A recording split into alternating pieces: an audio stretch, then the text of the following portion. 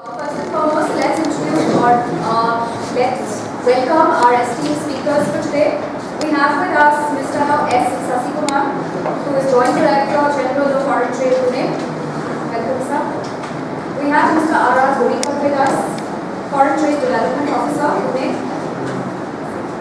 We have Mr. Aniket Kodekar, who is the Officer of Forex Department, TJSB Sahkari Bank Limited. And we have Mr. Suman with us. So let's give them a huge round of applause.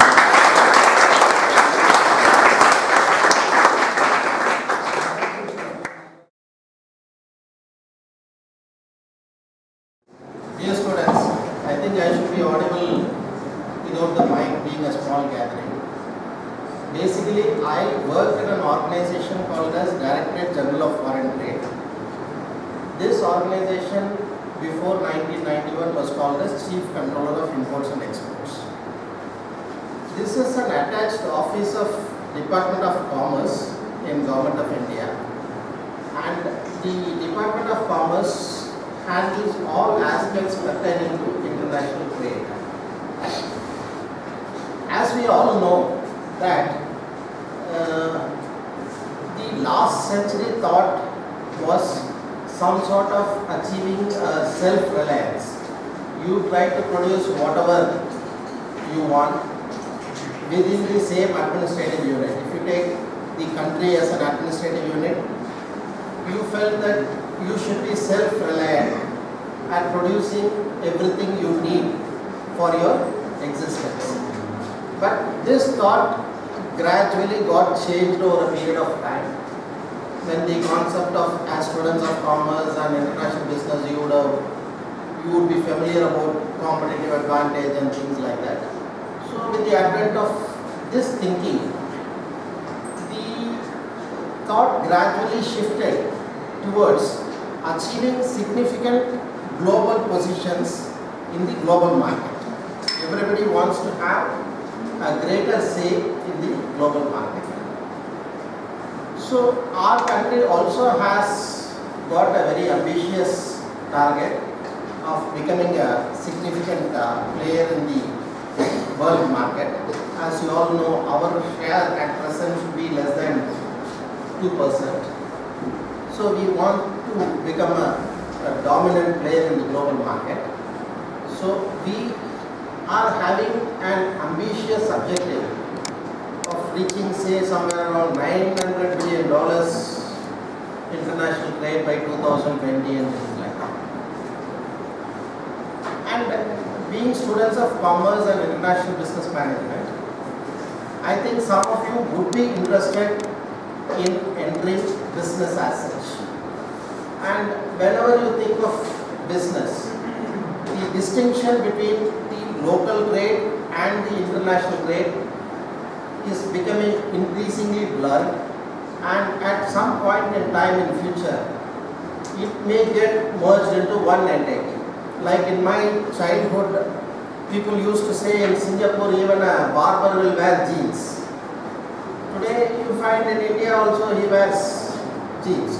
To that extent the globalization has caught up with our country also, and we should be aware that as a country having 16% of the global population, our achievements in the international arena in many fields is critically less than the desired extent. For instance, we are not able to get even a single medal in Olympics, and you take your day-to-day life, any product that is being used by us in our day-to-day life, like be it specs or car or whatever it is, nothing has been invented by an Indian. Though we say that India has the third largest scientific manpower in the world, it's all bragging. In actual sense, what we have to achieve is really a great, whatever may be the field, whether it is international trade or whether it is sports or whether it is science and technology, whatever may be the field, we are lagging behind many of the nations which have a much smaller population than us. And in my 25 years of experience in government service, I have visited so many factories in my life, and except for certain textile mills where wing frames are made by LMW and Raider in India, almost all the factories have machineries either from Germany or Switzerland or Japan or China. And if you take your CNC lathes, the core of the lathe is manufactured by a single company called Fanuc of Italy, and wherever the rest of the things are assembled by screwdriver technology uses this core of Fanuc of Italy.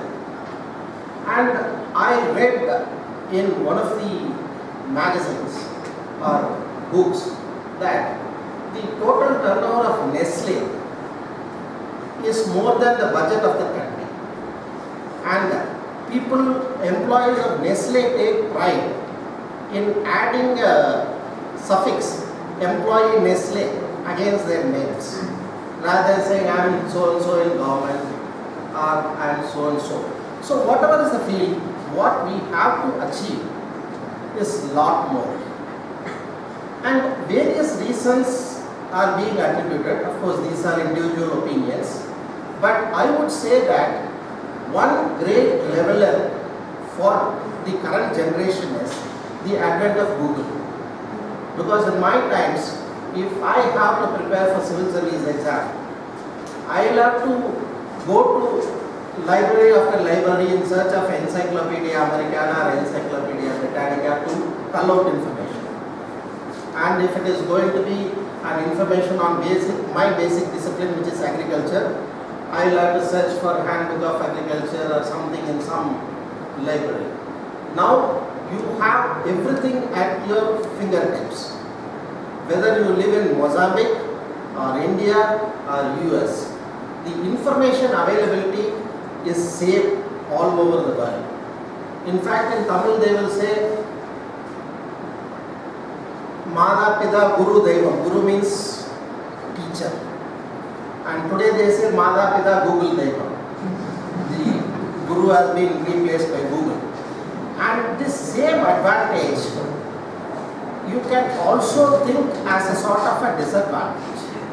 Because earlier a person in America had access to information, and once you get into one of the premier institutes like IIT or JNU or whatever it is and migrate to US, you were also a part of that exclusive group who had access to information.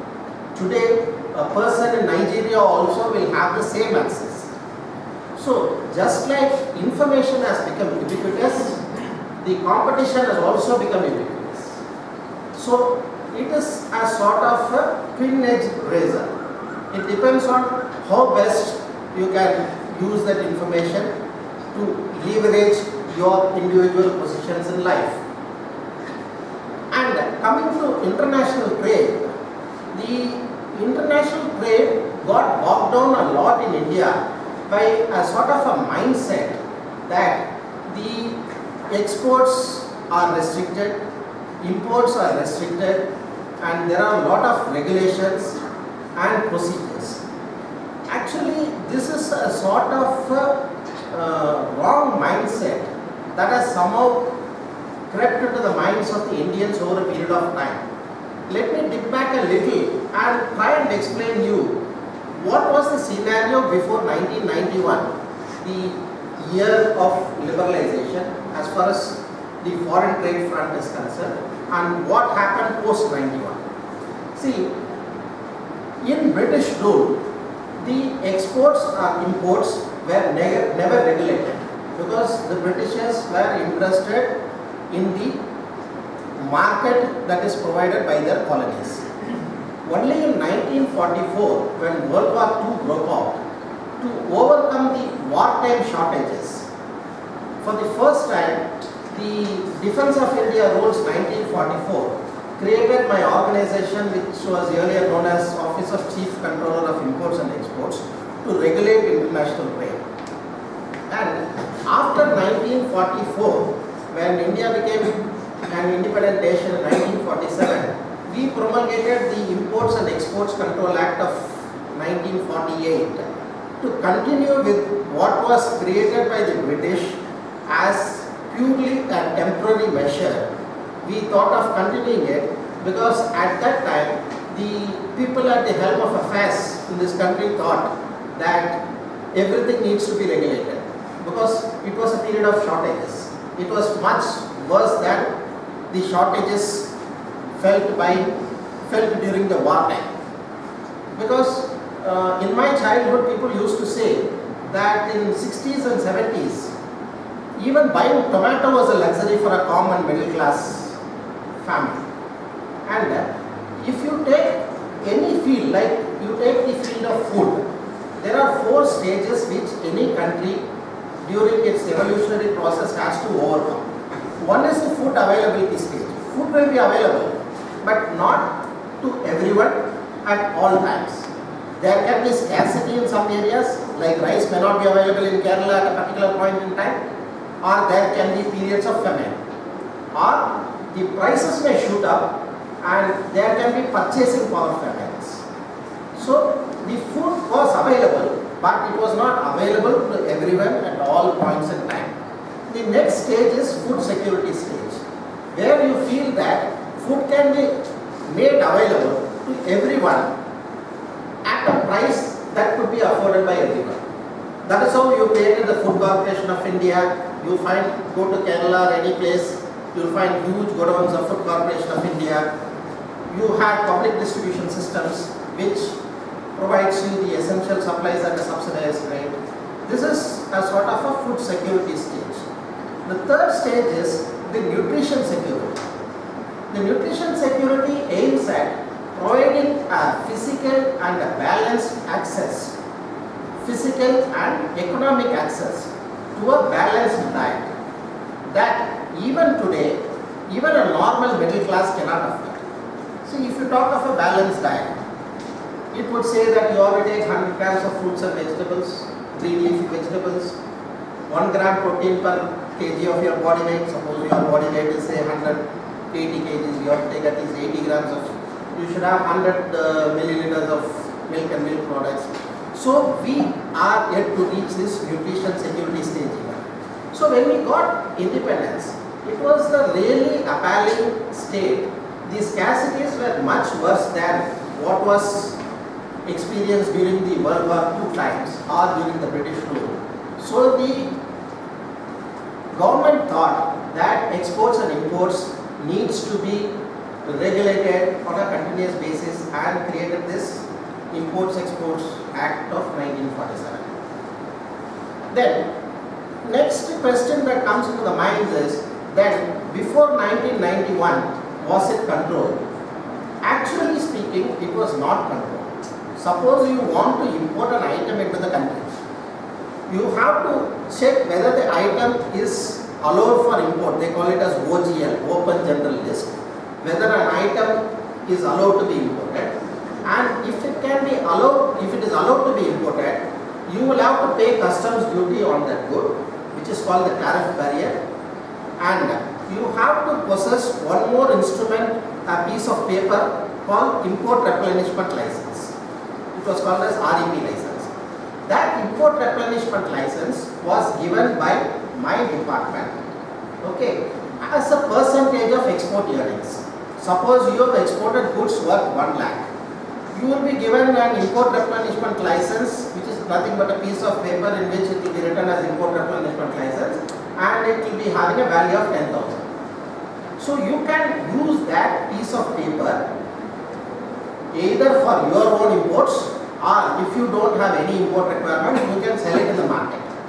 The idea behind this Import Replenishment License is, since it is given only as a percentage of export earnings, the availability of Import Replenishment License will always be below the level of exports, because it is only given as a percentage, 10% or 20%. So whenever there is an import surge, there is going to be a price rationalization effect coming into play, because the premium on this Import Replenishment License is going to go up. But at that time, the foreign exchange, that is your dollar, will be given at a fixed exchange rate. So in 1991, what they did is, they said that the import replenishment license is abolished. Instead, you have to purchase dollar at a market determined rate. So the principle that operates is same. If there is an import surge, the cost of dollar is going to go up, and the same price rationalization effect that was operating in the erstwhile import replenishment license regime will automatically come into play now also. Apart from that, the government was giving some sort of cash compensatory support, which is not compatible with the WTO norms. So that was removed in 1991. So if you take what is the change between before 91 and post 91 is, there is absolutely no change. The so-called open general list, which meant that all other items were restricted, has been replaced by a restricted list. Instead of saying what all you can import, now we are saying what all you can't import. That is one change. And second thing is, instead of purchasing or earning your import replenishment license, you have to earn dollars or purchase dollars from the banks, and you will not be given any cash compensatory support. And we are operating certain devious ways. Every country does to protect its own national interest. So we are operating something called as MEIS and ACIS schemes, which the International Committee of Nations will say that this is an indirect subsidy, and we will say no, these are not indirect subsidies.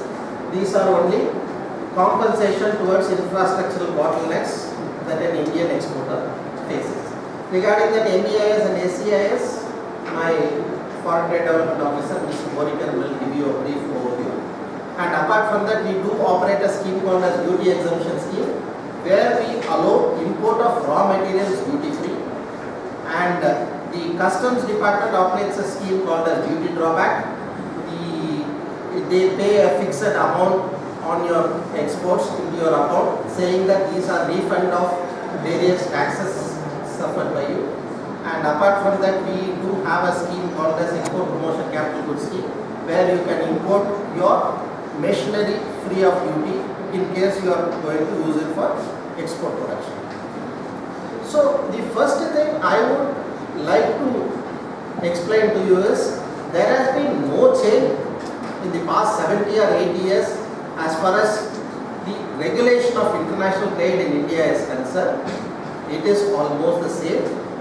And second thing is, there is no difference in procedures between local trade and international trade. In local trade, you will be using a document called as invoice, and in international trade, you will be using a document, an additional document called as shipping bill or bill of entry. Shipping bill is for exports and bill of entry is for imports. Other than these two paper changes, there is absolutely no change in procedure, whether it is international trade or local trade.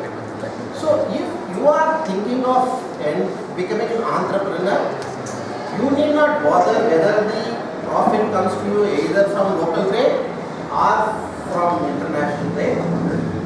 Both are same, because even if you earn in foreign exchange, ultimately it will be given to you in India only in rupees by the banks. Why that happens is, you should also understand that in all developed countries of the world, the currency itself can be traded.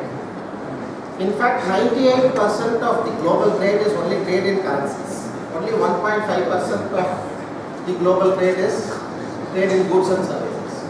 So you can buy dollar, you can sell dollar. You can buy franc, you can sell franc. Like that, you cannot buy and sell Indian rupees. We have not yet brought full convertibility. In 1991, we brought only partial convertibility, which says that if you want to buy foreign exchange, you have to buy it from the banks at a market determined rate, and when you earn foreign exchange, you will be given in rupees at an exchange rate determined by the market. But you can't sell your bungalow in Pune and remit the money to US. Capital account convertibility is not allowed. Whereas if you have a bungalow in Spain or US, you can sell it and convert it into rupees and invest it in India. So in India, the full convertibility has not been allowed, and in fact Dr. Manmohan Singh in 1991 said that we have brought in partial convertibility and soon we will be coming up with full convertibility. But though it is 25 years down the line, we are yet to come with full convertibility. So why I am saying this is, when a country brings in full convertibility, just like you have the risk of buyer, like somebody may buy the goods from you, not make payment. Okay, it can happen both locally as well as internationally. So that is a risk which a businessman has to take in his life. And to some extent, they will protect you as far as international trade is concerned through some insurance coverage. But they will also not give you a cover, a sort of an unlimited cover. Suppose you have an order for 100 rupees. They will assess your buyer worth only 50 rupees. They will say that they will cover only up to 50 rupees, and beyond that it is at your own risk. And when you do business, you have to take some amount of calculated risk, without which you will not be able to become successful. So apart from the risk of the buyer defaulting in payments, when full convertibility comes, the violent currency rate fluctuations also will be a very big risk.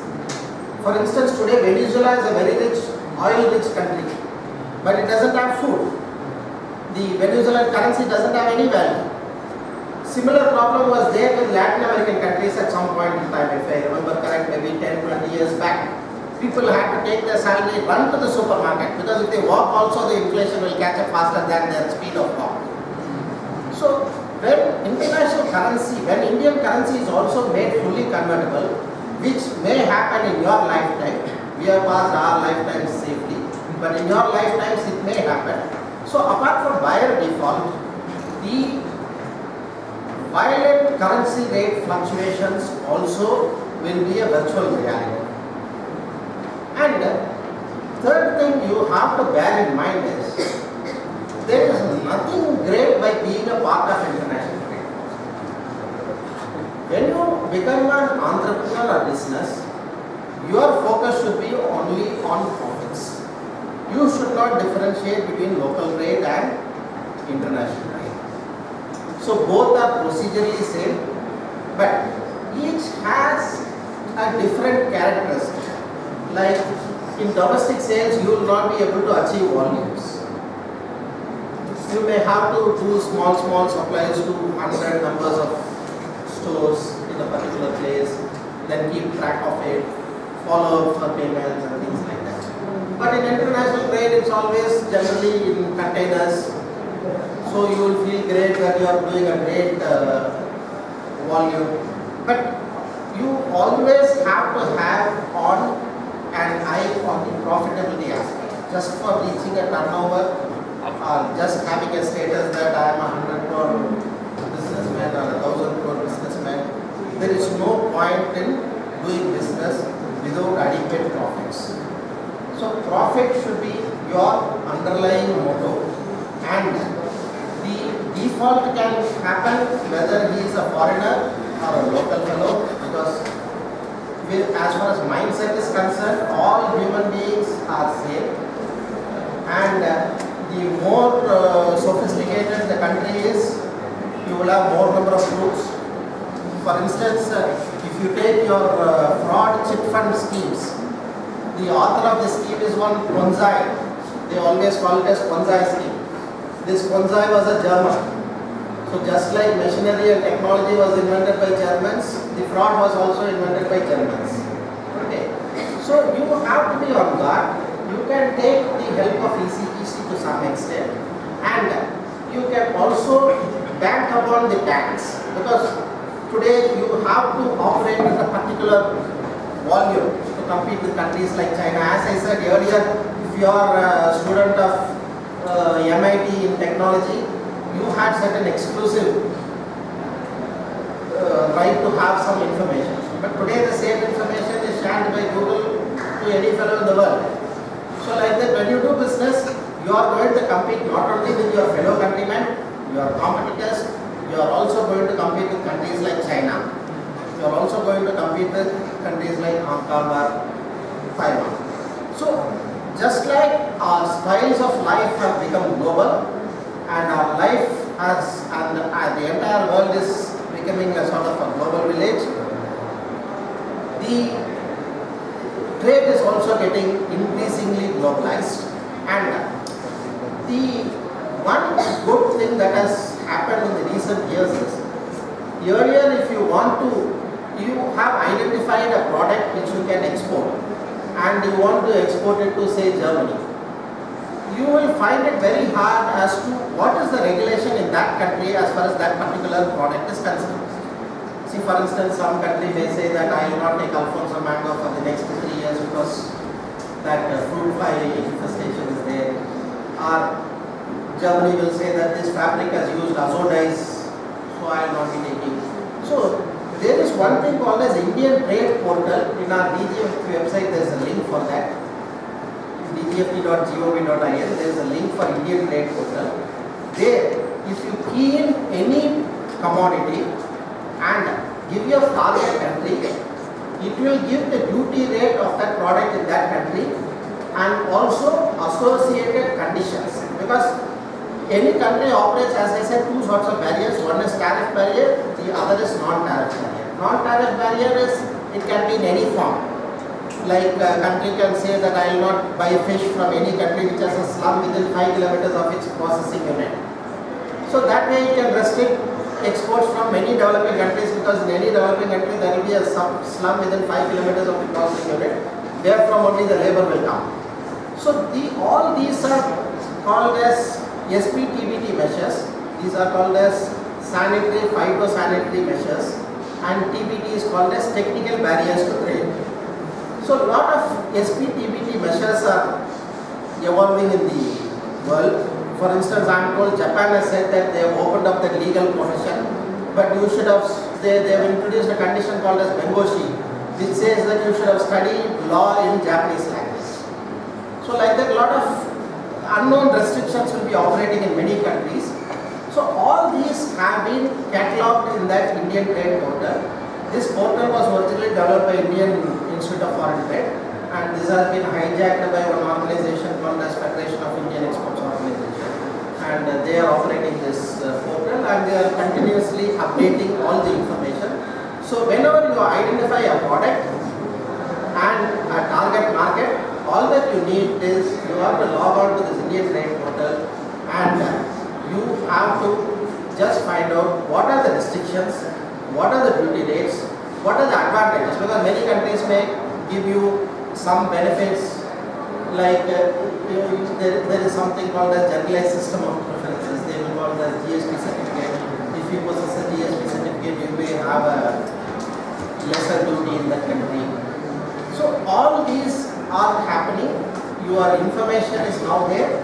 And one more development that is happening now is the free trade agreements are regional trading blocks. Many countries are getting grouped into regional trading blocks, and the barrier among the members of the group is being lowered so that the person from the outside block will find it difficult to enter into that block. So as of now, three major blocks are emerging. One is RCEP, the other is TAPP, and third is TPP. And the conservative projections say that over a period of time, 85% of the world trade will be controlled by these three trading blocks. And RCEP we are trying to become a member. TAPP and TPP we have not got any invitation. But whatever is the current advantages out of a free trade agreement is also catalogued in that Indian Trade Portal. So with these words, let me leave the floor open to the other specialized people. They will be teaching you about the procedures and things like that. But procedures, as I said, now it is available in the net. So you really need Google and not Guru. But still, there is a saying that fools learn by experience, wise men learn from others' experience.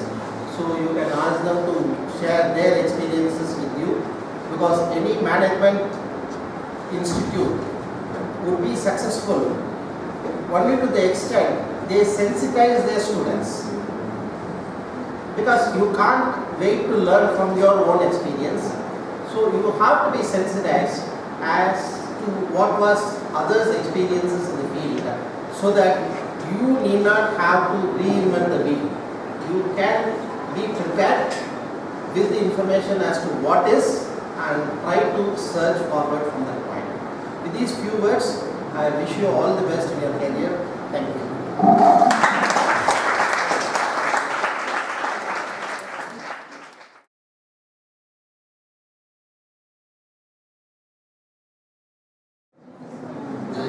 पर season organise किया है कि एक platform है, DGFT का root क्या है, bank का रूट क्या है, CG का रूट क्या है, ये आपको सब पता चले, इसलिए ऑर्गेनाइज किया है।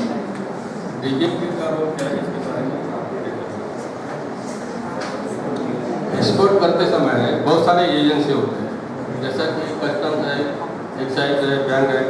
तो DGFT का एक एजेंसी, उसके एक रूट है। अगर आप इस टारगेट में है, टोटल ऑफिस 36 ऑफिस है, उसमें 4 जोनल ऑफिस है, हमारा ऑफिस ईस्टर्न जोन में कवर होता है। पुणे ऑफिस में टोटल 15 डिस्ट्रिक्ट में आते हैं। 15 डिस्ट्रिक्ट में पश्चिम महाराष्ट्र है,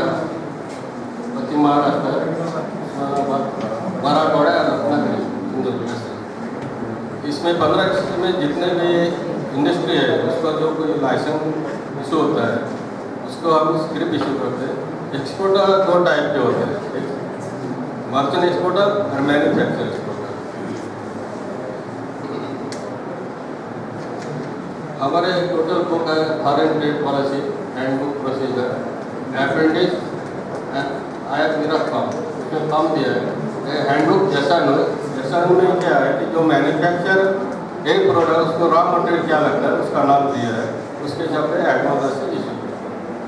तीसरा उनका है इंडियन ट्रेड क्लासिफिकेशन। कोई भी इंपोर्ट एक्सपोर्ट होता है, हर आइटम के लिए ITC कोड नंबर होता है। विदाउट ITC कोड नंबर आप एक्सपोर्ट भी नहीं कर सकते, इंपोर्ट भी नहीं कर सकते। Total 8 digit ITC code number होता है, 6 डिजिट इंटरनेशनल कोड है, तो 2 कोड इंडिया, ऐसे 8 डिजिट है। अगर आपने ITC कोड नंबर गलत डाल दिया तो आपका एक्सपोर्ट किया आइटम रिटर्न बैक आ जाएगा, इसलिए ITC कोड नंबर करेक्ट है। टोटल 9 चैप्टर है, तो उसके बारे में आपको डिटेल बताऊँ।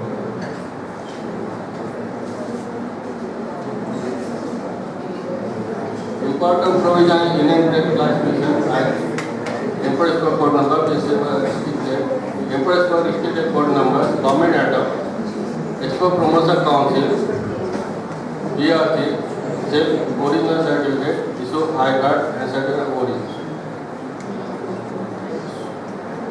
चैप्टर 2 में क्या है कि चैप्टर 2 में आपको रिस्ट्रिक्टेड आइटम लाइसेंस कर सकते हैं, लास्ट आइटम उसका टेक्निकल और डॉक्यूमेंट प्रोसीजर दिया है। सबसे पहले आपको कोई भी इम्पोर्ट एक्सपोर्ट करना है, IC कोड नंबर देना पड़ता है। IC कोड नंबर के लिए आपको हमारे DGFT में आना है, हमारा एक एजेंसी हो गया। विदाउट IC इंपोर्ट एक्सपोर्ट आप एक्सपोर्ट या इंपोर्ट नहीं कर पाते। ये ऑनलाइन करना है, न सिंपल डॉक्यूमेंट, इससे वैलिडिटी लॉन्ग टाइम वैलिडिटी है। 1 पैन 1 IC इशू होता है। एक बार IC इशू कर दिया, अगर आपका मर्चेंट एक्सपोर्टर है, आपको बाद में ये समझा प्रोप्राइटरशिप मैन्युफैक्चर यूनिट अगर मैन्युफैक्चर करना है तो उसी में अमेंड करना है।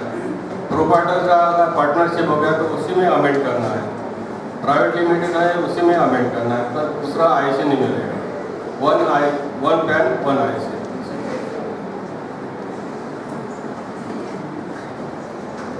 आपको DGFT का कोई भी बेनिफिट लेना है तो इसको कौन सा काउंसिल का मेंबरशिप बनना पड़ता है। हर आइटम के अलग अलग काउंसिल होता है। टेक्सटाइल के लिए टेक्सटाइल काउंसिल है, और डिटेक्शन है ऐसे काउंसिल स्पेसिफाई किया एग्रीकल्चर काउंसिल है। ITC कोड नंबर आपको वेबसाइट में जो है बीजेपी की वेबसाइट में, कस्टम की वेबसाइट में, तो ITC फ्रीली इंपोर्टेबल होता है, रिस्ट्रिक्टेड आइटम प्रोहिबिटेड है, तीनों इसने स्पेसिफाई किया। फ्रीली इंपोर्टेबल है तो आपको इंपोर्ट एक्सपोर्ट करने में कोई दिक्कत नहीं है। जैसा कि यहाँ पे दिया है लास्ट में 8 डिजिट है फ्री। अगर उससे आगे रिस्ट्रिक्टेड है तो आप इंपोर्ट कर सकते हैं, एक्सपोर्ट भी कर सकते हैं। प्रोहिबिटेड है तो वो आइटम आपको अलाउड नहीं है, इंपोर्ट एक्सपोर्ट के लिए अलाउड नहीं है। Freely importable, restricted, prohibited. स्टॉमेड आइटम क्या है कि कॉमन आइटम में मैन्युफैक्चर के लिए भी यूज कर सकता है, तो उसको एक्सपोजर के लिए यूज करते हैं, इसलिए वो कॉमन आइटम का है। तो उस कॉमन आइटम का परमिशन लेना पड़ता है, वो पर्टिकुलर मैन्युफैक्चर से एक्सपोर्ट किया है वो उसको लेना पड़ता है। प्रिंसिपल डिस्ट्रिक्ट जब किया उसका तो प्रिंसिपल है, क्यों डिस्ट्रिक्ट किया है? Protect moral, human animal plant, ये प्रिवेंट ट्रैफिक आर्म्स, इसी तरह इससे वो डिस्ट्रिक्ट करते हैं। ई गवर्नमेंट, हमारा ई गवर्नमेंट बहुत सारे ऑनलाइन एप्लीकेशन होते हैं।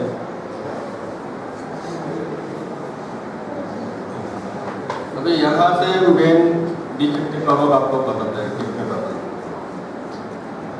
आपको पहले बताया कि एक्सपोर्ट 2 टाइप के होते हैं, एक मर्चेंट एक्सपोर्टर, एक मैन्युफैक्चर एक्सपोर्टर। जिसका यूनिट है वो मैन्युफैक्चर एक्सपोर्टर, वो मैन्युफैक्चर करता है, एक्सपोर्ट करता है। दूसरा मर्चेंट एक्सपोर्टर, उसका फैक्ट्री नहीं है, वो मैन्युफैक्चर से टाइप करेगा, वहाँ से मटेरियल देगा, एक्सपोर्ट करेंगे। एक्सपोर्ट में शिपिंग में जो एक्सपोर्ट होता है उसका नाम रहेगा, सपोर्टिव मैन्युफैक्चर का जिससे आप माल लेंगे वो मैन्युफैक्चर रहता है। शिपिंग बिल भी बनाते समय फ्रीली शिपिंग बिल उसका भी रहता है, स्कीम है, जैसा आप स्कीम क्लेम करेंगे उसका। अगर आपका समझा मैन्युफैक्चर का एक्सपोर्ट करना है तो चैप्टर 3 में आपको क्लेम करना है, तो शिपिंग बिल में intake of claim under chapter 3 ऐसा इंडस्ट करना पड़ेगा। अगर आप एडवांस में लेते हैं तो एडवांस वर्जन क्लेम करना है, उसका कोड अलग, EPC जाए तो EPC करना पड़ेगा। अगर आप चैप्टर 3 और एडवांस लाइसेंस, तो एडवांस लाइसेंस का इनटेक डिक्लेयर इनटेक 3। अगर EPC जाए उसको भी एडवांस में रहता, एडवांस लाइसेंस कम EPC इसकी। दूसरा एक फ्रीली शिपिंग होता है, अगर आपने फ्री शिपिंग भी डाल दिया तो आपको कोई भी क्लेम EFT से कोई क्लेम नहीं, फ्री जाने फ्री। इसमें अगर आपने चैप्टर 3 में एक्सपोर्ट कर दिया ना, आपको चैप्टर 3 में क्लेम करना है तो ऑनलाइन एप्लीकेशन करना है DGT में, उसमें BRC आएगा, बैंक रिलायंस, तो उसको आप हमने स्क्रिप्ट देंगे, उसका कंट्री वाइड होता है। इसमें 3 टेबल बनाया है, code number 1, code number 2, code number C। इसमें कंट्री अलग से स्पेसिफाइड किया, इसमें तुम्हारा serial number, ITC code number है, डिस्क्रिप्शन है, तो आपको कितना स्क्रिप बेनिफिट मिलता है। स्क्रिप है वो FOB रिलायंस के ऊपर मिलता है। शिपिंग बिल 2 टाइप के बनते हैं, FOB base and CR base. FOB base है तो आपको जितना एक्सपोर्ट करें उतना ही रिलायंस हो जाएगा। CR बेस पे है तो उसमें जो बिल अमाउंट के ऊपर है, प्राइड इंश्योरेंस कमीशन माइनस करके आपको रिलायंस हो जाएगा। जो रिलायंस होगा वो रिलायंस के ऊपर जहाँ पे रेट दिया 3%, 2%, उसके हिसाब से आपको स्क्रिप्ट मिलते हैं। तो स्क्रिप्ट का यूटिलाइज क्या है, ये फ्रीली ट्रांसफर है।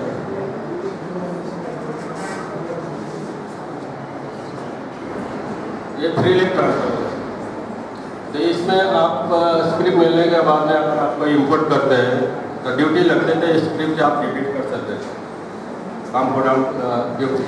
इसमें आपको कंपोजिशन में भी आप यूज कर सकते हैं, सभी टैक्स में भी यूज कर सकते हैं। अगर आप यूज करना नहीं तो आप सेल भी कर सकते हैं, फ्री निकाल सकते हैं।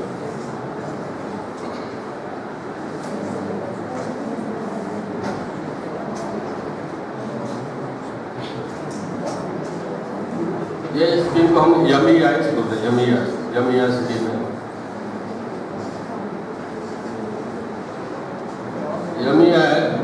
एलिजिबल कैटेगरी इसको दिया है। अगर आप एक्सपोर्ट दो टाइप के होते हैं, एक फिजिकल एक्सपोर्ट, एक डीम एक्सपोर्ट। फिजिकल एक्सपोर्ट यानी इंडिया के बाहर जो एक्सपोर्ट होता है उसे फिजिकल एक्सपोर्ट होता है।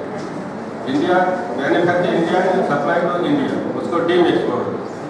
डीम में क्या आता है, ईओयू यूनिट आता है,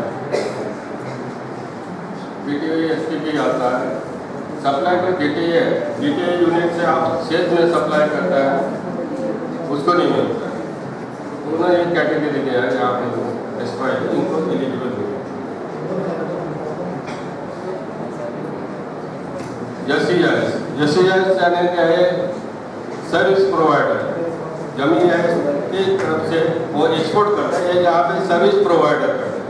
सर्विस प्रोवाइडर को एसईएस मिलता है, सिमिलर है। ये चैप्टर 3 का हमारे बताया, इसमें कोई क्वेरी तो बाद में पूछ सकते हैं। मैं अभी चैप्टर 4 में रहता हूँ। चैप्टर 4 में ड्यूटी प्रमोशन स्कीम, एक्चुअली इसको डीएस स्कीम होता है, ड्यूटी स्कीम। ये एक्चुअली इजर है, ये ट्रांसफर नहीं है, एक्चुअली इजर है। इसमें भी दो पार्टी अप्लाई कर सकते हैं, manufacture exporter, merchant exporter. Manufacture और एक्सपोर्टर उसको सपोर्टिव मैन्युफैक्चर का नाम देना है, और मर्चेंट एक्सपोर्टर को सपोर्टिव मैन्युफैक्चर का नाम देना है। मैन्युफैक्चर डीएस का है कि जो आपको रॉ मटेरियल लगता है उसमें इंपोर्ट जो अलाउ करते हैं और ड्यूटी एग्जम्पशन होता है, उसमें कस्टम ड्यूटी नहीं आता है। उसमें जैसा ग्रुप में आपको दिया है कि एक इन प्रोडक्ट के लिए क्या क्या रॉ मटेरियल है उसका नाम दिया है। आप एक्सपोर्ट कितना करना है उसके हिसाब से आपको इंपोर्ट अलाउ करते हैं। तो आप प्राइस इंपोर्ट भी कर सकते हैं, स्टॉक में का है तो स्टॉक में तो आपको यूज कर सकते हैं।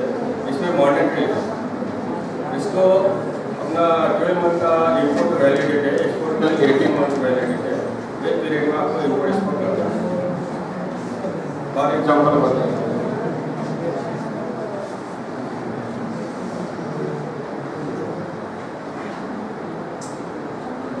ये आइटम के लिए अप्लीकेबल नहीं है। ऑल वेजिटेबल है, टैक्स देने इसको आप हैनी है, रक्त है, विटामिन के लिए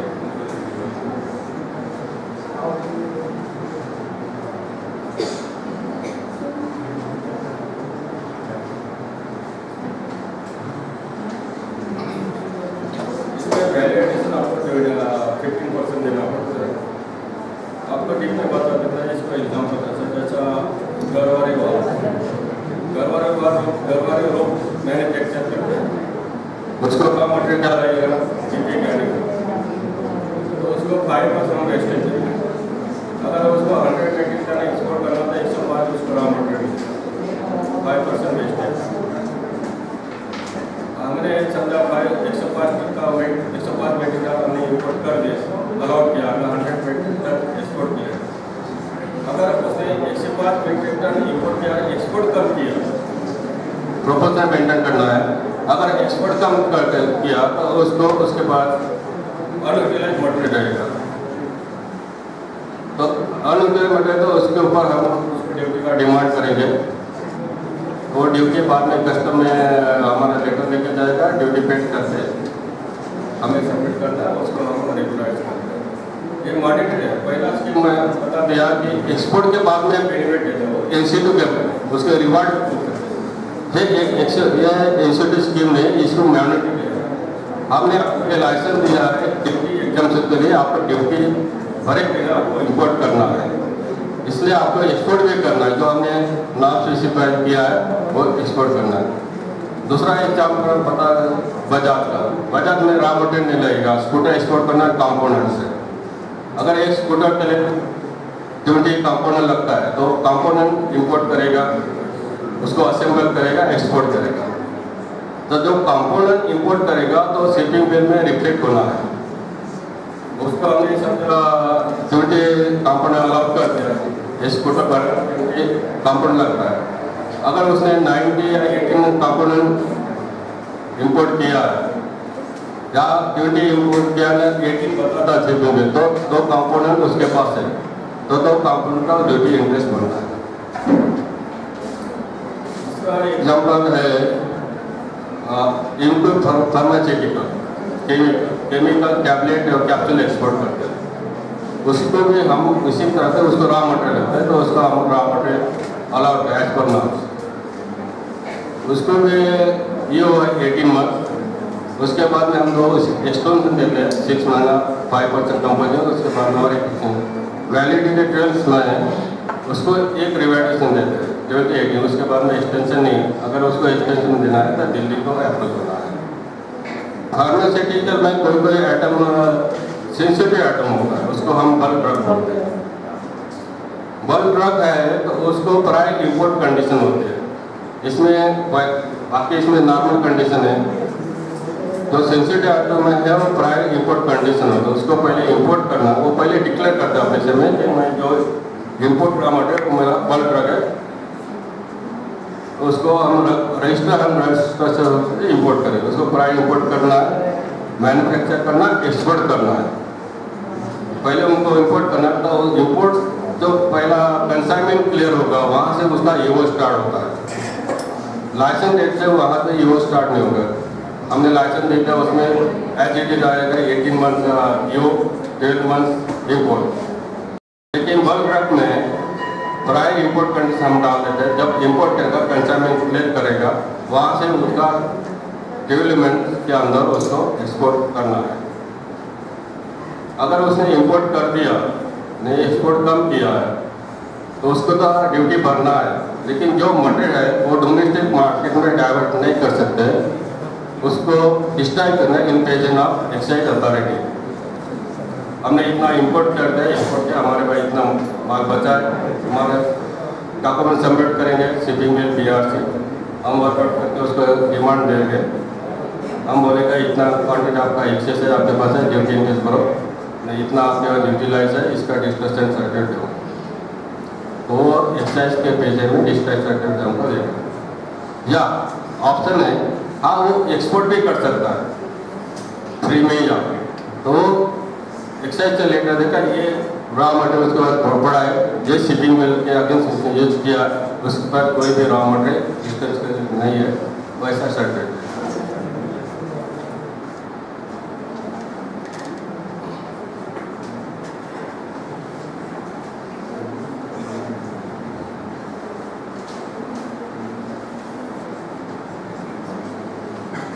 दूसरा है अपना फिजिकल एक्सपोर्ट के लिए हमने बता दिया। अगर सेज को सप्लाई करते हैं, तो उसको भी फिजिकल एक्सपोर्ट किया जाता है। ईओयू को सप्लाई करता है वो डीम में डीम समझा जाता है।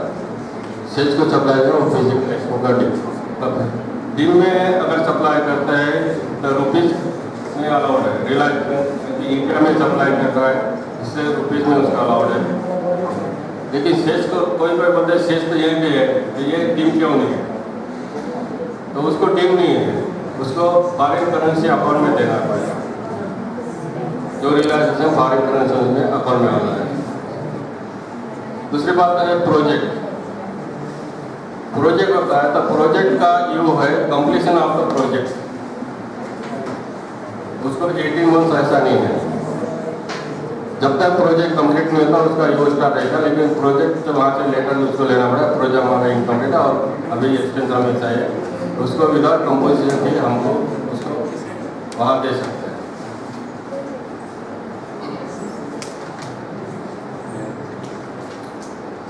यहाँ तक पता दिया है मैं। अपेंडिक्स 4 क्या बोल दिया, वहाँ पे अपना बल्क ड्रग है, बाद में तुम्हारा कोकोनट ऑयल वगैरह ऐसे कोई बात से आइटम वैसे वाले उसका ये वो दिया है। यहाँ पे आपको एग्जाम्पल बता दिया है। अगर स्क्रू ड्राइवर निकल प्लेट उसको एक्सपोर्ट करना था, आइटम उसको non allied steel round 10% KG का कैसे कट है, निकल है 0.0097। एक निकल है, निकल 1 kg को मल्टीप्लाई करके आपको निकल मिलेगा। अगर आपको 100 kg है तो 100 से जो मल्टीप्लाई करता है 0.0097 जितना आएगा उतना अपना होगा। लेकिन नॉन अलाइड स्टील रॉड ये 1 kg के लिए नहीं है। नॉन अलाइज स्टील वहाँ पे 10% वेस्टेज दिया है, तो पार्टी हम स्पेसिफाई करेंगे कि स्क्रू ड्राइवर निकल प्लेट में नॉन अलाइज स्टील रॉड कितना यूज कर रहा है विदाउट वेस्टेज, उसने स्पेसिफाई करना है।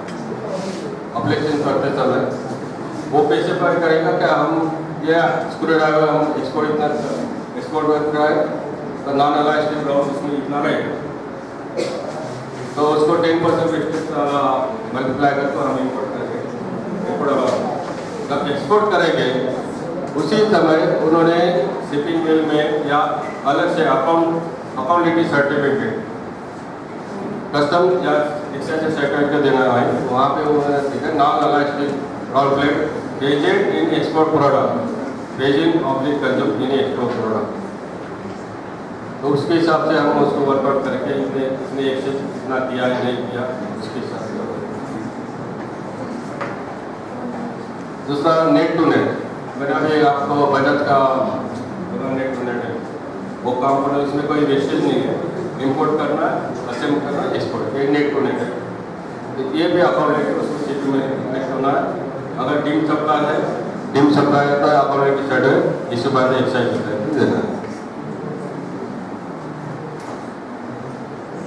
दूसरा इसमें एडवांस लाइसेंस है, ये स्कीम है duty free import authority DFI। इसमें पहले प्रोविजन क्या था, एडवांस लाइसेंस जैसा ही प्रोविजन इसमें था, सिमिलर उसका यूरो सब, लेकिन इसमें ये फ्री इंपोर्ट है। लेकिन अभी पॉलिसी में क्या किया है कि पहले आपको अप्लीकेशन करना है पड़ता है, DFI अप्लीकेशन करना है ऑनलाइन, आपको फाइल नंबर जनरेट होता है, जनरेट होने के बाद में आप एक्सपोर्ट कर सकते हो। अभी लाइसेंस तुरंत मिलता नहीं, पहले DFI लाइसेंस तुरंत मिलता था, अभी तुरंत मिलता नहीं, तो आपको पहले एप्लीकेशन करना है, DFI file number generate export कर दो। एक्सपोर्ट करने के बाद में हमारे पास जाएंगे तो आपने कितना एक्सपोर्ट किया, आपको इंपोर्ट एलिजिबल करता वो आप वर्कआउट करके आपको DFI देंगे, ये फ्रीली इंपोर्टेबल म्हणजे फ्रीली ट्रांसफर हो। पहला एडवांस एक्चुअली यूजर है वो खुद यूटिलाइज करना, ये फ्रीली ट्रांसफर है। DFI राज ऊपर का अलाउड नहीं है। Authorized allowed to free import oil and chemical custom processed product export. DFI is not available raw sugar के लिए अलाउड नहीं है। इसमें export first then import post export. इसमें वैल्यू एडिशनल 20% है, एडवांस में 15%, यहाँ पे 20% है। यहाँ पे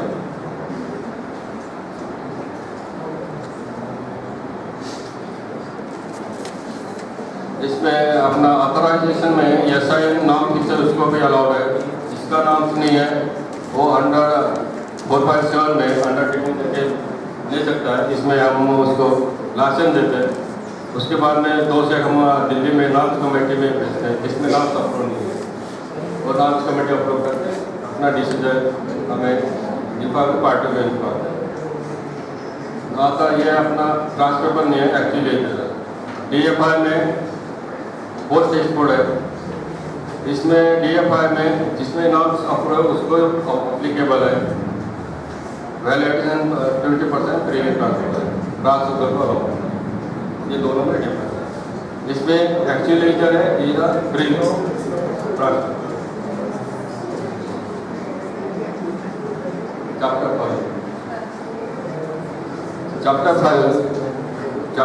5 ये कैपिटल गुड्स के लिए हम अलाउ करते हैं। कैपिटल गुड्स यानी मशीनरी, जिसको न्यू यूनिट सेटअप करना है, उसको मशीन इंपोर्ट करना है या अपग्रेड करना है, उसके लिए ये चैप्टर 5 में आता है, EPC जो लाइसेंस उसको। तो ये कैपिटल गुड्स का चैप्टर 5 में क्लेम करना है।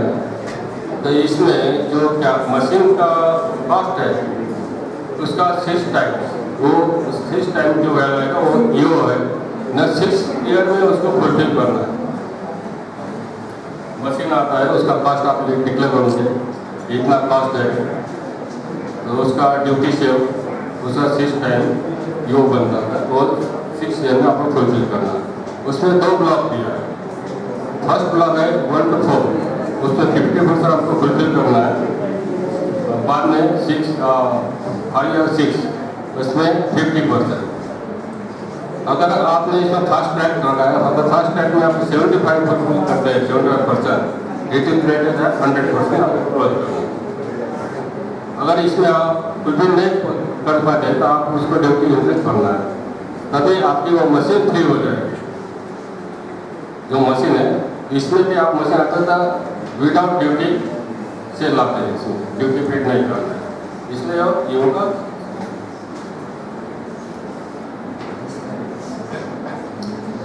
Restricted for example second hand Capitals को अलाउ नहीं, capital including capital flat, power plant 6 mega यानी का expo electric engine, supply electric engine power under team export, use of power energy their own unit, supply and export electricity transmission service. Import of atom is restricted for import only after approval EFC of DGFT.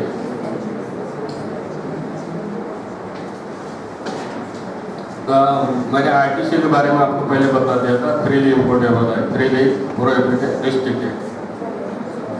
Freely इम्पोर्टेबल है उसको कोई problem नहीं, prohibited है वो allowed नहीं है, restricted item को allowed है। रिस्ट्रिक्टेड आइटम के लिए आपको ऑनलाइन एप्लीकेशन करना है DGFT में। एक कॉपी हमारे पास जाएगी, एक कॉपी दिल्ली में जाएगी, दिल्ली में कमेटी में रखेंगे, अप्रूव करके उसका नाम आएगा, कुछ कंडीशन इम्पोज करेंगे, उसके बाद में RLA पूरी इशू कर देंगे।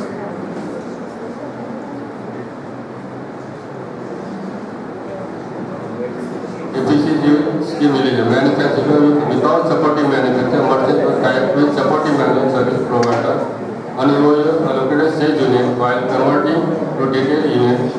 Scheme also cover CGF destination settled by CSP by DGFT, Department of Commerce or State Industry Infrastructure in town of Express. Import of capital goods or project import notified by CP.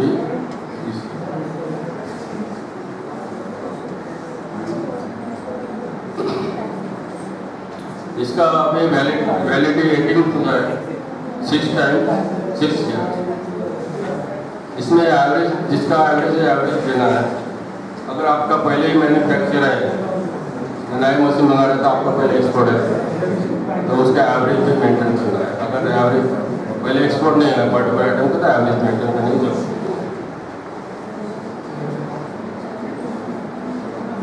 75% आपने पहले हमने full pair दी, 25% less all out है,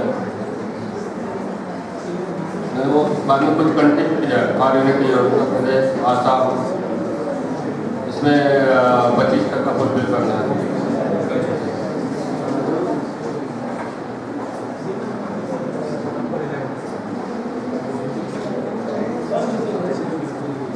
post export करने में allowed है post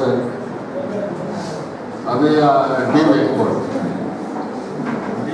में हम duty drawback and PD issue करते हैं। इसमें फिजिकल एक्सपोर्ट है, उसमें ड्यूटी ड्रॉबैक लेना है तो कस्टम अलाउड करता है। डीम एक्सपोर्ट है तो RLA पुणे का है। इसमें क्या होता है कि जब कोई भी मटेरियल एक्साइज से होता है, एक्साइज ड्यूटी पेड करके बाहर आता है, तो एक्साइज पहले भरते थे और अपने मटेरियल बाहर आ जाए, आप एक्सपोर्ट फुलफिल करते हैं तो उसका PD RLA पुणे से रिफंड मिलता है।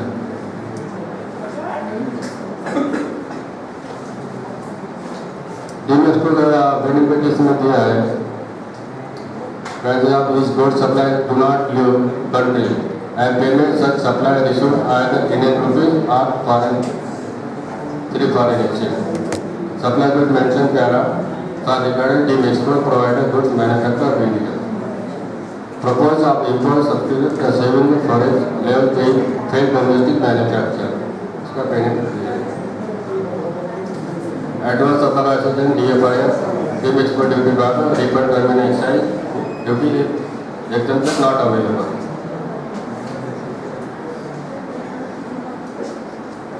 किसको मिल सकता है उसके बारे में टेबल दिया है। इसको मिलकर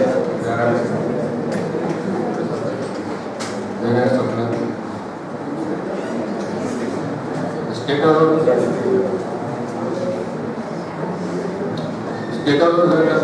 इसमें 1 स्टार एक्सपोर्ट होता है, 2 star export, 3 star export, 4 star export, 5 star export.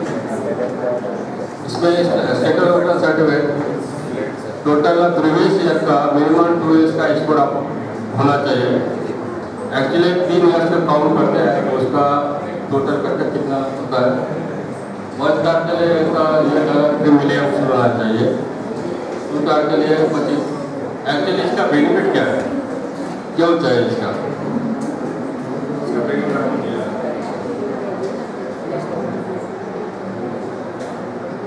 Small school है तो उसको डबल वेस्टेज देते हैं।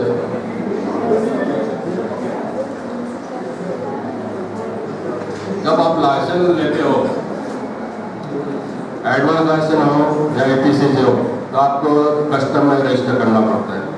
तो तभी आपको पूछते हैं कि आपका एक्सपोर्ट ऑपरेशन पहले प्रीवियस ईयर कितना है। अब प्रीवियस में ईयर में आप 1 करोड़ ड्यूटी एक्साइज में भरा है, तो आप लोग को BG मांगेंगे नहीं।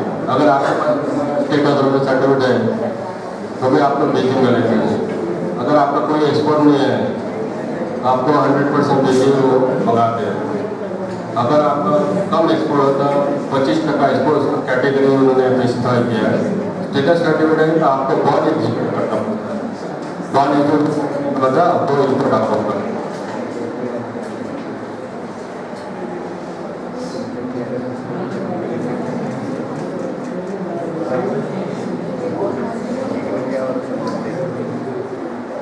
इसमें DGP हेडक्वार्टर और IFP में एक प्रोग्राम निगरान करने में एक प्रोग्राम बनाया है।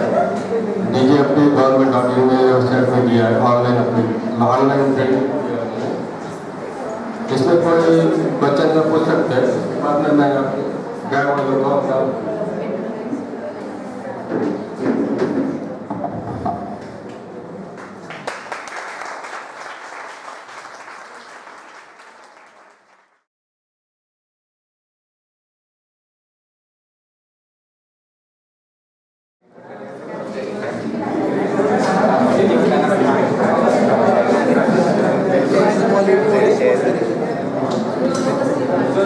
Bank dealing in a foreign exchange, foreign authorized dealer. So we bank foreign exchange.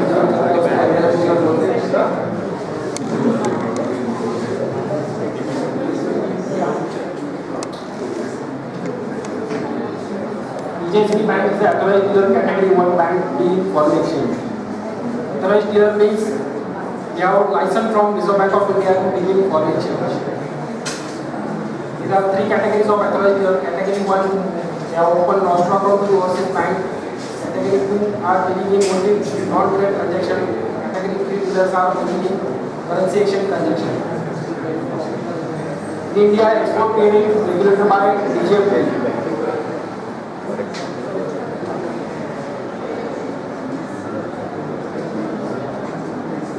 कोई भी न्यू एक्सपोर्टर है तो न्यू एक्सपोर्टर के लिए confirm following before doing first export transaction. IC code issued by DGFL is important. Open account with AD category 1 bank with KYC accounts. New exporter के लिए ये चीज बहुत जरूरी है. Third one is contract with overseas seller, purchase order, performance invoice and commercial invoice. It is an important document in international trade. Contract with overseas seller. Purchase order आपका होना चाहिए, उसके बाद आपका performance invoice and commercial invoice. अगर ये 3 documents किसी भी एक्सपोर्टर के पास होंगे तो बैंक उसका ट्रांजैक्शन हैंडल करेगा। These are important documents: purchase order, performance invoice and commercial invoice. हमारे पास बहुत से ऐसे एक्सपोर्टर आते हैं जिनके पास परफॉर्मेंस इनवॉइस ही नहीं रहता। बैंक आके बोलते हैं कि हमारा ट्रांजैक्शन कंप्लीट हो। Payment term, international payment term उसमें होना चाहिए। Performance invoice, commercial invoice, purchase order में आपका पेमेंट टर्म होना चाहिए। There are some exporters do not incorporate the payment term in invoice. Currency, confirm whether bank deal that currency or not. जो भी bank वो करेंसी में dealing करता है कि नहीं करता है, दिस इज इम्पोर्टेंट। चाइना का लोकल करेंसी CNY, इसमें जो भी बैंक डीलिंग नहीं करता। Dongfeng Sil, Chinese yuan. Bank dealing with that currency और नॉट, ये कंफर्म करो।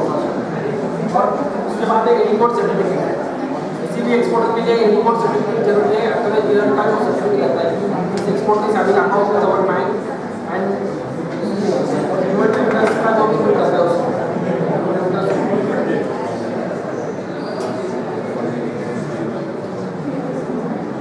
So Bank of India issued master circular on export of goods and services earlier on 1st July.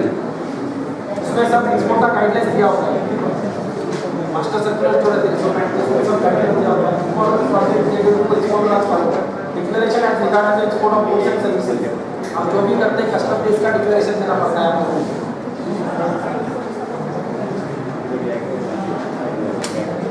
Denomination of export contract, all export contracts and invoice shall be denominated either in freely convertible currency or Indian rupees.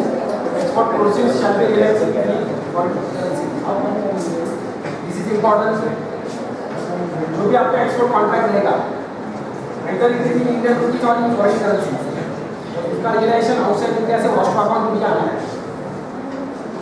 और export contract और invoice shall be denominated either in freely convertible currency और Indian rupees, but export proceeds shall be realised in freely convertible currency only. Submission of export document to bank, इसी आप लोगों का किसी भी export का export होता है उसमें important document commercial invoice, shipping bill, उसका बिल ऑफ सेल रहता है, रेलवे बिल रहता है, इसका जो सबमिशन है with 21 days from date of export. Exporter should lodge the copy of shipping bill, bill, relevant document, extra copy of invoice with the bank. ये आना ही है within 21 days from the date of export. Bank may enter claim without prior approval of Reserve Bank of India provided they are satisfactory with the reason for delay. अगर कोई भी exporter 21 days export document लेके आता है bank में और बोलता है कि मेरा डॉक्यूमेंट दे दो, तो उसका रीजन होना चाहिए उसके पास डिले क्यों हो गया उसका सबमिशन। 21 डेज का क्राइटेरिया है कि इंटरनेशनल क्राइटेरिया है, ICC international chamber of commerce ने क्राइटेरिया फिक्स किया है। विदिन 21 डेज आपका डॉक्यूमेंट बैंक में आना चाहिए डेट ऑफ एक्सपोर्ट।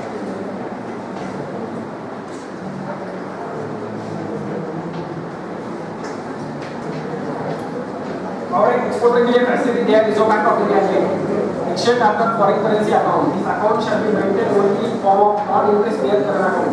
ये किस अकाउंट के बारे में आप लोगों को मालूम है, किसी को मालूम है?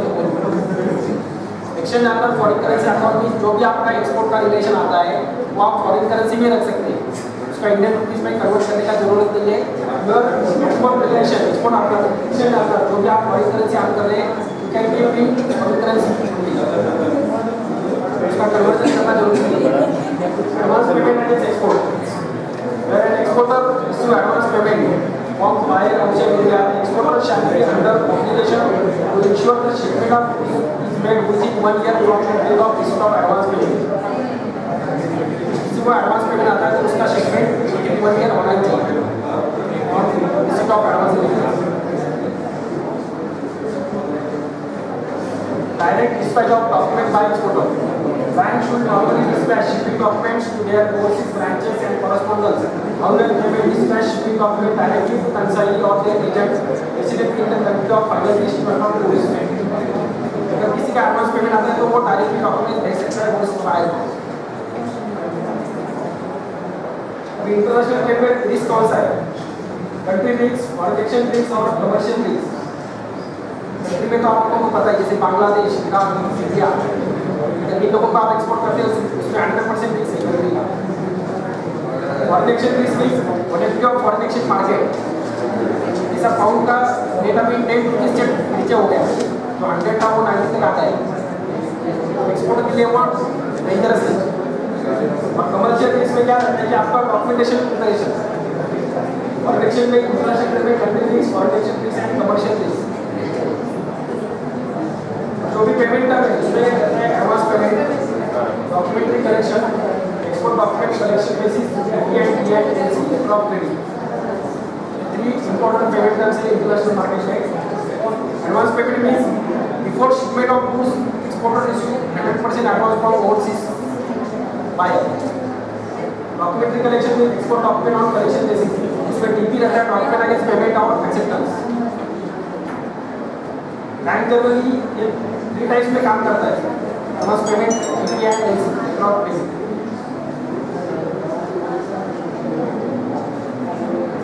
उसमें 2 रहता है, open account and payment in advance. Importer must pay exporter after receipt of goods. Open account में हमारे पास बिल ऑफ एंट्री आता है, उसके बाद ही बैंक उसका पेमेंट अरेंज करता है ओपन अकाउंट में। और पेमेंट इन एडवांस में arrangement whereby exporter is trust to ship goods after receiving payment from importer. ये एडवांस पेमेंट होता है। इसका एक चार्ट दिया है, ओपन अकाउंट ट्रांजैक्शन उसका फ्लो कैसे रहेगा, exporter importer goods payment.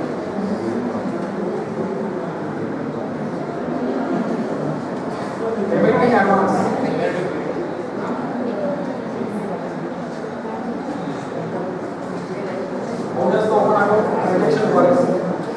ship the goods and document directly to the importer and wait for importer to take payment। इसमें अगर इंपोर्ट का ट्रांजैक्शन है तो उसका बिल ऑफ एंट्री आना चाहिए, उसका कस्टम का डॉक्यूमेंट हमारे पास आना चाहिए कि भैया इसका गुड्स आया है इंडिया में। हाँ, उसके बाद ही पेमेंट प्रोसेस होगा।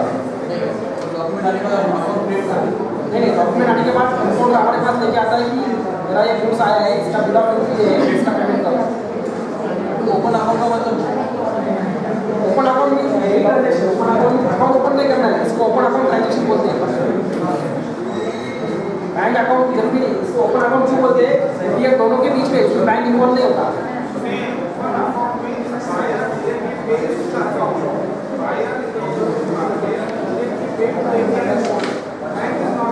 बैंक इन्वॉल्व नहीं रहता इसमें। ये तो कुछ है exporter ship the goods and document directly to importer को भेजता है पेमेंट। उसके बाद इसका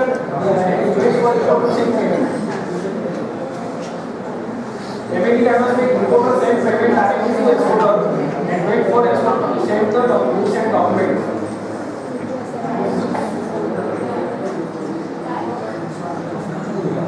इसमें पहला आउटसाइड इंडिया रेमिटेंस पहले होगा, उसके बाद गुड्स आएगा, उसके बाद बिल ऑफ एंट्री सबमिट होगा। इसमें इस एनालिसिस किया हम लोगों ने open account advertisement exporter and payment advance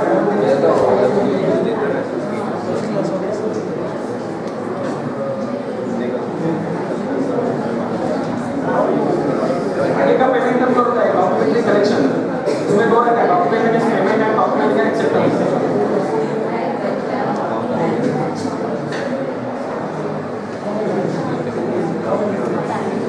Payment international trade whereby exporter entering commercial and often financial document in bank and use the bank instruction to convert these the documents to importer।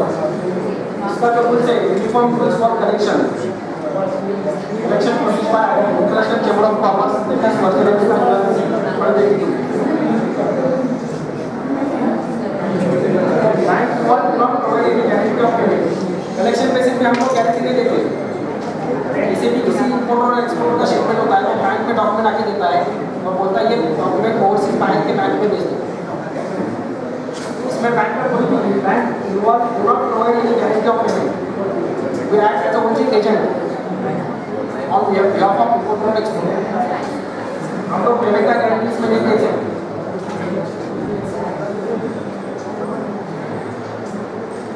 Document translation importer only against payment होना है, और ऐसा side collection of cash and document. Acceptance में क्या रहता है, उसका acceptance दिया जाता है, उसके बाद उसको फिर सेट आउट किया जाता है। डॉक्यूमेंट कलेक्शन में flow of goods, flow of document and flow of payment. उसका डायग्राम क्या है,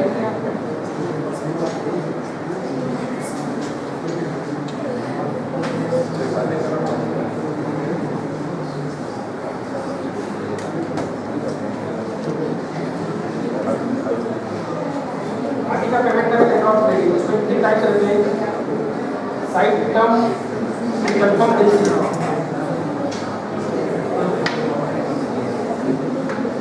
letter of credit is a return undertaking by importer's bank known as the issuing bank. जो भी बैंक इशू करता है उसको इशूइंग बैंक बोलते हैं। on behalf of customer. The importer applicant comes to make payment in favor of importer. Company has taken some money which have prescribed time limit against stipulated documents.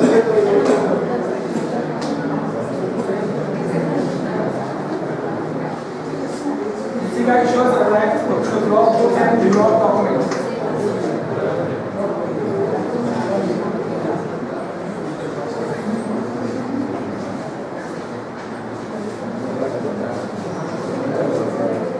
इसका diagram है और इसका mechanism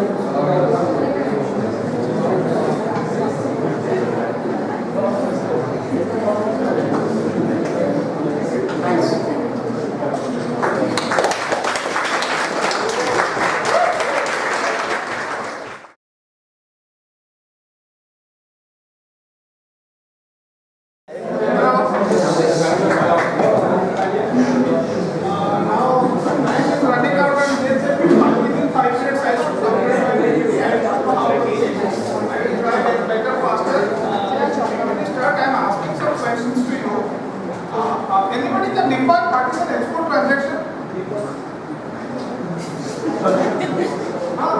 Anybody can define what is an export transaction? Stand up and say. Anybody in the classroom know how to define? Anybody? Excuse me. Hello. Anybody can define what is an export transaction? Please stand up and say. Yes, don't worry. Yes. Selling beyond the boundary of the country. Selling beyond the boundary of the country is an export transaction. Good. Any addition to this? No. This is the final definition of export transaction. Yes. Selling goods and services. Please, sir. थोड़ा सा अंदर ये ना. Providing goods and services beyond the the administrative boundary of the country and receiving foreign exchange. Receiving foreign exchange. Okay. Anything? Before starting this session, I should define you what is an export transaction. What you said is one is correct. Any cross-border transactions gaining foreign currency. The issue is export transactions are variable. First is direct export. The buyer is sitting in US. The buyer is placing order to India. The Indian exporter making exports directly to the buyer and realizing the payment. This is one scenario. Second scenario, suppose the buyer has a unit in India. Suppose to say the unit exists in SEZ Bombay. The supply is made from Bombay to Bombay and payment is realized in foreign currency. That is called Indian export. Commodity is not going out of distant territory of India and payment is realized in foreign currency. That is so. Suppose to say any company, ABC Company Limited, Pune is having an office in US. They are selling in US itself, and the money from the ultimate buyer from US is coming to the ABC US office. Then from ABC US office is coming to India. That is called consignment sale. Okay. Suppose I am making shipment to Dubai, my payment is coming from Singapore. That is also possible. We said is transit. Instead of going shipment directly to the party, it is transit, diverted. Third option. The buyer is sitting in Dubai. Or buyer is sitting in London and the export is in Bangladesh. Sorry, the supplier is in Bangladesh and the export is in India. Shipment is going from Bangladesh to London and payment is coming from London to India. That is called cross-country transactions. That is also known as export. So these are various types of export. It is the service to make in India properties. Please listen to me. We are focusing to Government of India, Make in India service.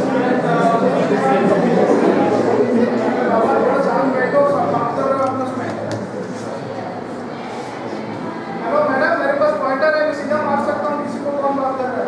Please listen to me. So this is our mission and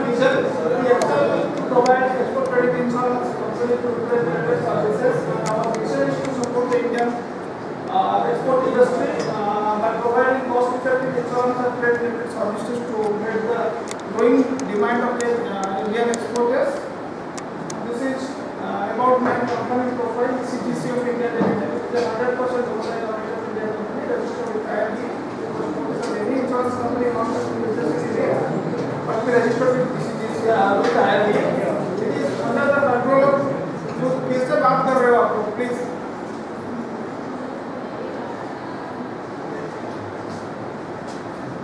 It is coming under the Ministry of Commerce, Government of India, and it is managed by all our board of directors. Board of directors consist of RBI, Exim Bank, insurance, other exporters from insurance company and all. Their methods of payment settlement procedures, everything is vetted by us. This is the branch network, service network. We have 5 regional offices, 58 branches all over India. Corporate command zone, this is another from Delhi, Chennai, all those. So this is the organizational structure, board of directors, followed by CMD, executive directors, and 7 general managers. And it is one actual and service management. We have directors, and this is the different departments. Under business profiles of ECGC, we have 2 types of clients. One is bankers, another is exporters. But the bankers do, they finance the exporters for short-term, medium-term, and long-term. To ensure the finances what the bankers are giving, they come to ECGC to protect their advances. And the exporters, they are doing 2 types of export. One is short-term and medium-term. They obtain different policies to protect their exporters against non-payment of the overseas market. Very first we are going to now the class. So this is the risk profile I already told you, exporters and bankers. The bankers risk is insolvency of the exporters and default of the exporters. Then the exporters, what they do, they have the 2 types of risk. Major is commercial risk on the buyer, political risk on the country. The commercial risk on the buyer has 3 major aspects. Insolvency and liquidation. Suppose once your buyer has accepted the material, it is his obligations to pay the money. If the buyer is willfully not paying you, then it is not default. Before getting the certificate, the buyer got insolvent, but there is a third situation, buyer may not accept your commodity to make the payment. That is called liquidation. And here, on the political risk, there are several factors like the country is facing war-like situation, your payment may not come. The country may impose import restrictions. The country may not have sufficient foreign currency to make the payment. So that is we said transfer delay because your buyer have to make payment in local currency. The central bank of that country. Madam, बात मत करिए please. आपको बात करना है बाहर जाइए. I am very serious on this issue.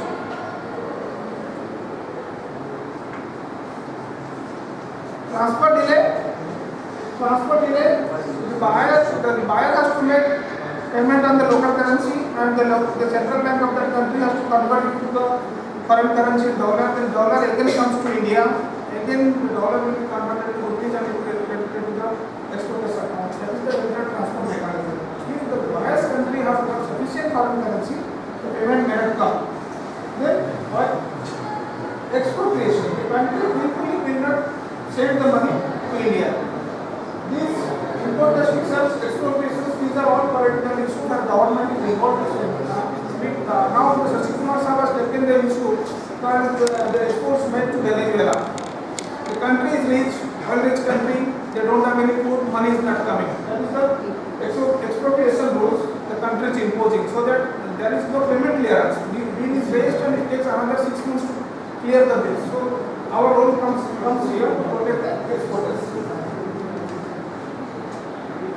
This is the different products we offer. Under short-term policy, we offer 20 types of products. All over India, we have 800 exporters we are covering.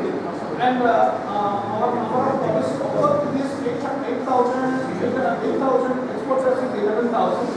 Then we offer bankers short-term cover, number of products is 11.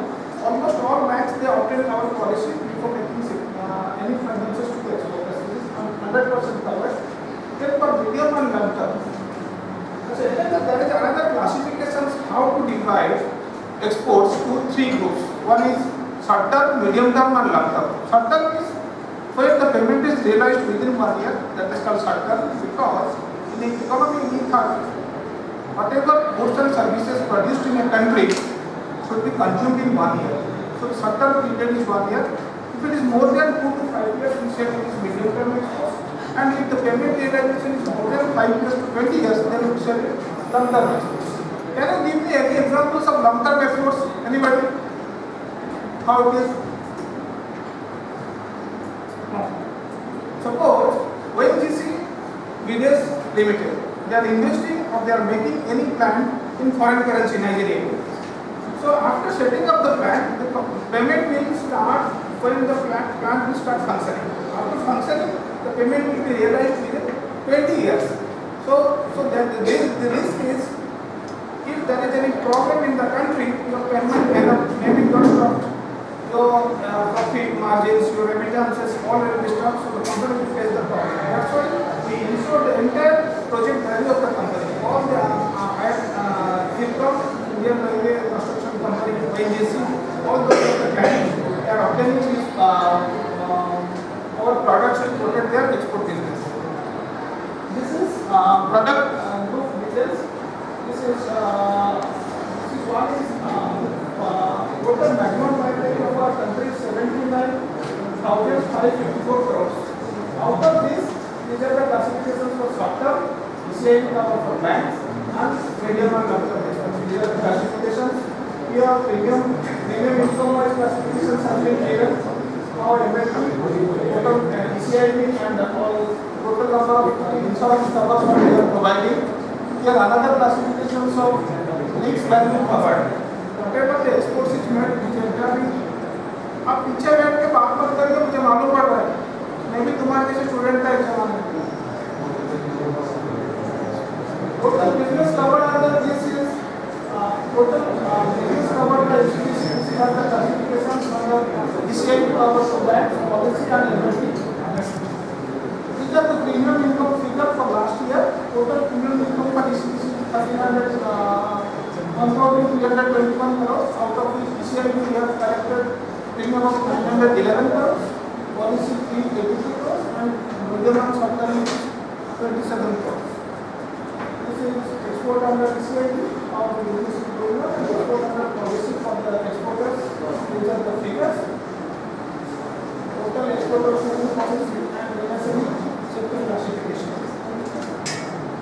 Short term cover we have already given you. These are the different products we offer. We cover single buyer, single shipment, and entire exports. These are the classifications. If you are exporting a $1,000 order, that is also covered by CGC. If you are covering huge scales of 500 crores, 1,000 crores, 2,000 crores, the GFT classified as 1 star, 2 star, 3 star, we cover all the transactions. If anybody started entrepreneurship, started exports own business, they may approach CGC very early. If you got an order for $1,000, $2,000, any export of commodity, because in Pune I have seen many small, let's say, young generation people are coming up with simple orders of exporting grapes, bananas. So these are also helping, also support them to make exports. And your order, whatever it may be, $1,000, $10,000, whatever may be, single shipments also get covered. These are the process for policy orders. Policy process, issue of policy, then applications of we underwrite the buyer, then we issue credit limit on the buyer, whatever we can insure, then the exporter has to submit a declaration as premium. If there is a delay in payment, you may go for extension of terms of payment, then you fail in the extended terms of payment, then it is converted to report of default, then report of default, there is a chance you may realize the payment, you may repayment. If it is not possible, the repayment is first time, it is converted into claim. Either we pay the claim or we reject the claim, and the situation we decide. Again, after making the payment, if the claim is rejected, it is the entire loss to the exporters. If we pay the claim, we are the part of the liability. they can move from payment, but then we started the process of recovery. If there is no chance of recovery, the write-off takes another 20 years to write off a claim. But still, our process is what you know, when you paid exports, so anybody in India is making exports, the payment is not realized, the Indian money is supposed to be lost to the foreign market. Right? So our process is to, we compensate the exporter somehow, because he is a single entity who is doing business. So we compensate the exporter, but our aim is to recover the money from the foreign market. So that's why we put the pressure for recovery action. And we have made a money to the overseas. This is the commodity wise breakup. You say 28% is ordinary extra. Then engineering 40%, chemicals, pharmaceuticals, agriculture, this is already a figure for financial year 15-16. And these are the all commodities we are covering. We don't have any border line. We do not cover this commodity or that. We cover all the commodities which is accepted by DGMT.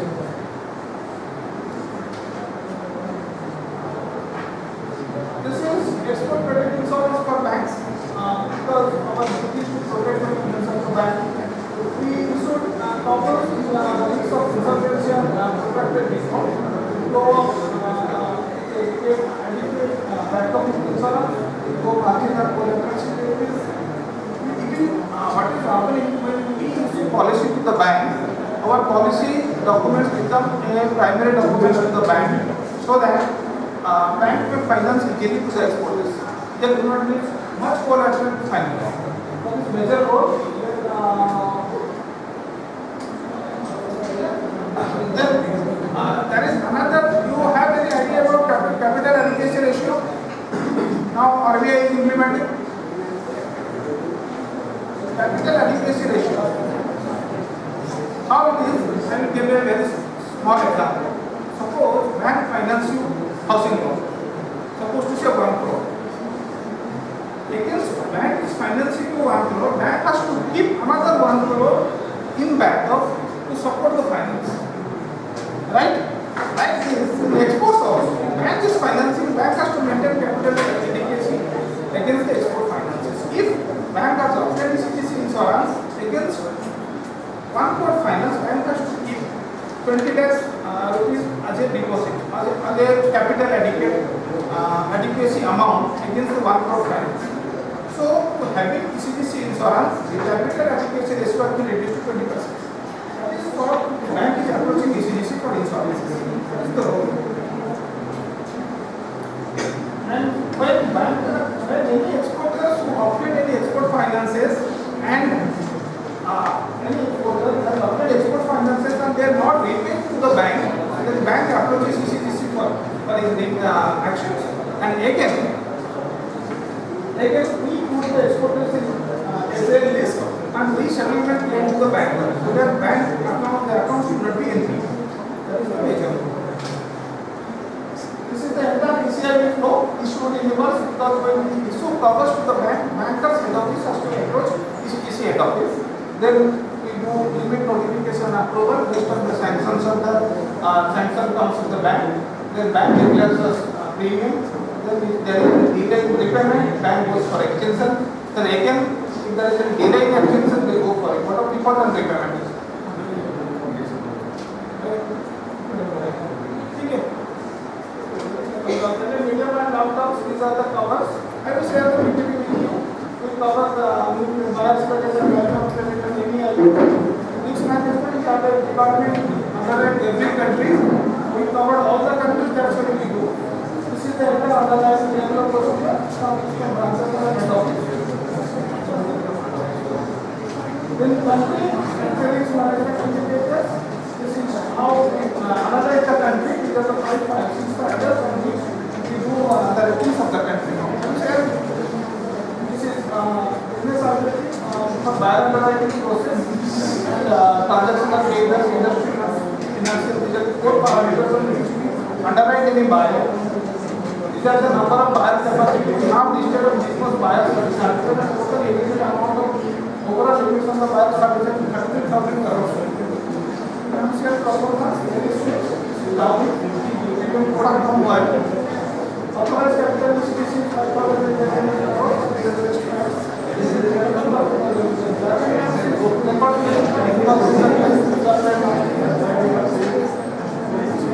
Wilson Jewelry.